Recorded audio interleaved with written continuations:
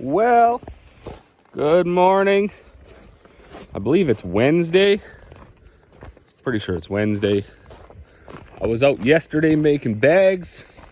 I was actually going to do some more things yesterday, but it was so foggy, as you can see by the beautiful hoarfrost on the trees. They were bare yesterday morning, and then the fog came in, and it just stayed foggy all day. I'm actually pretty sure that's what's gummed up the old throat, is being outside, breathing that high humidity air. It was only about -5, -6 yesterday, but I actually ended up getting a chill.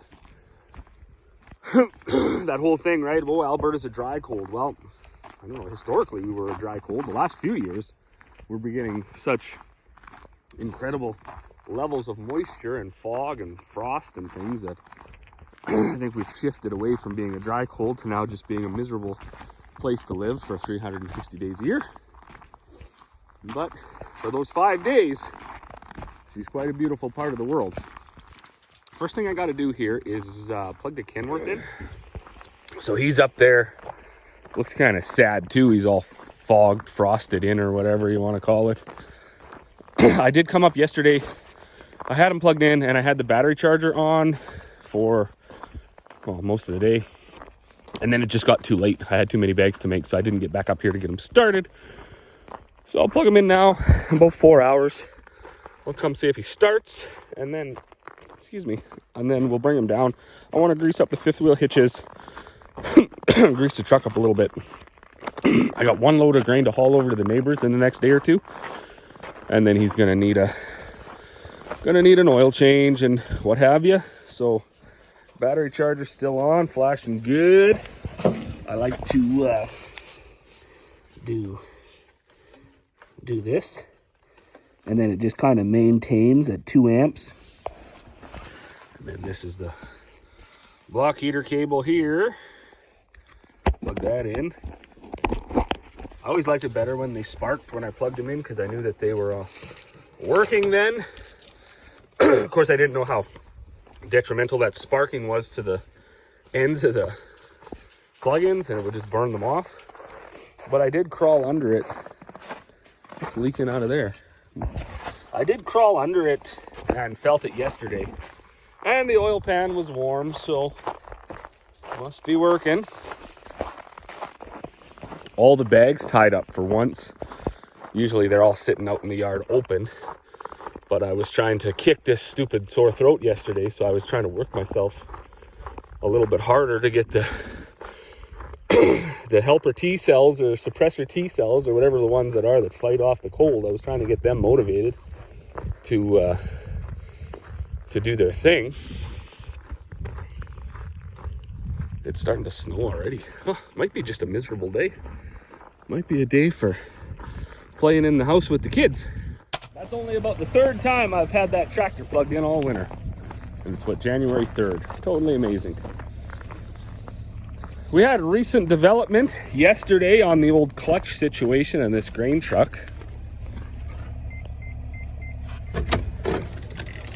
So it was brought to my attention by several viewers that the clutch itself, the plate, didn't look so bad.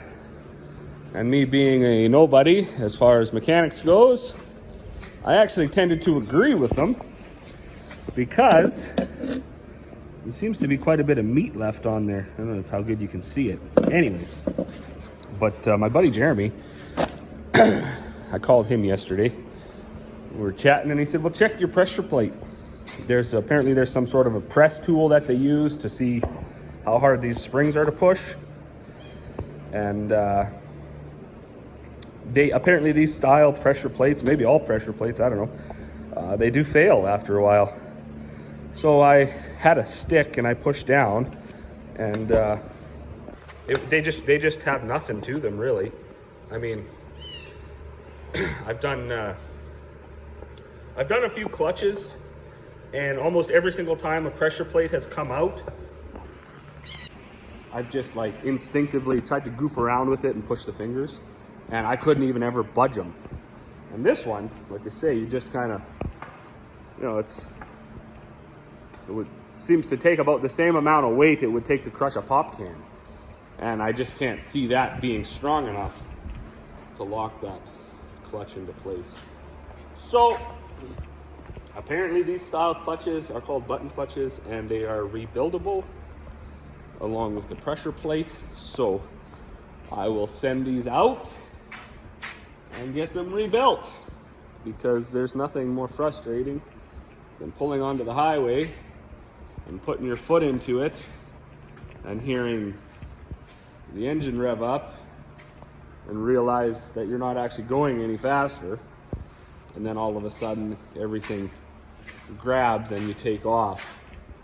Because all that you have in your mind at that point is, how many more times do I got? How many more free ones before it just goes woo and then smokes, and you're sitting on the road with a probably illegal load of grain in your single axle, waiting for a rescue.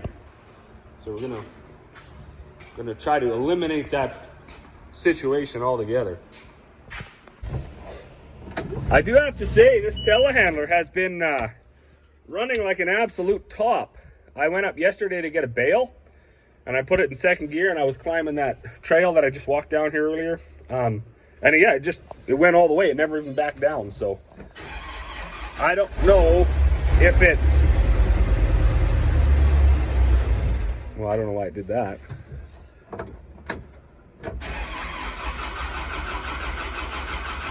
That's funny. Ran all day yesterday.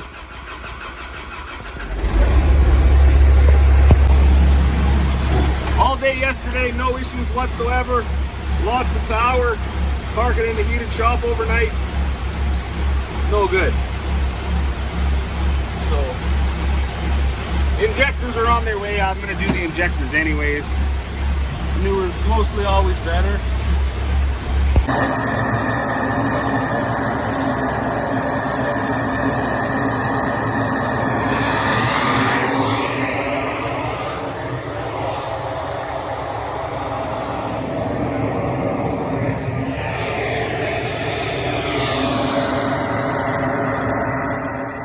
Well, would you look at the frost, eh? It's absolutely just beautiful. So Dad and I, we loaded out that a bit of oats yesterday. You can see on the roof of that one bin a little bit of oat dust. Who's this here? Must be a big truck or something.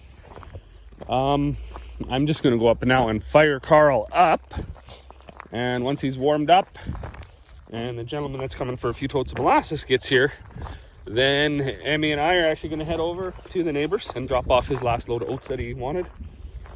And then just kind of watching the price of grain do its thing. It's always disappointing.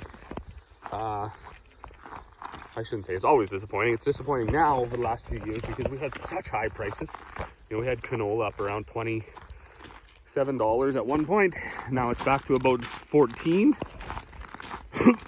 So that's right, that's, you can understand that if you're getting half of what you got 2 years ago, it's just not as inspiring, I guess, to load up and go. You think, wow, the price is going to come back, but it doesn't look like it is. So we'll see. Might haul a couple loads of that today too, just to I don't know, kind of just for something to do, because we already are going to have the truck going.